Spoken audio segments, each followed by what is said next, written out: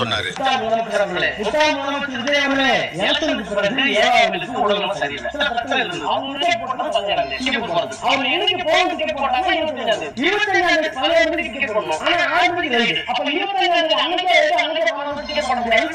முட்டாள் முதலமைச்சர் சொன்னாரு. யாரு முட்டாள் பார்க்கலாமா? எலெக்ஷன் முடிஞ்ச உடனே வேலுக்கு உடம்பு சரியில்லைன்னு நீங்க சொல்றீங்க.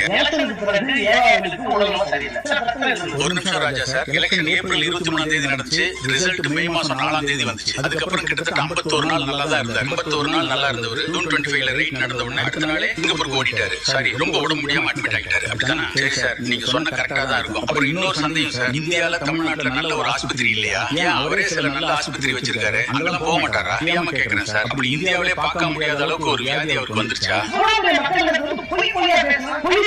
அதேதான் நானும் கேட்கிறேன். உங்க பொய்க்கு அளவே இல்லையா? கடைசியா முட்டாள் யார் தெரியுமா? இவர் பேசுறது நல்லா இருக்கு, 4 பேர் கை தட்டுறாங்களே, அவங்க தான். நான் சொல்றது சரிதான், கமெண்ட்ல சொல்லுங்க.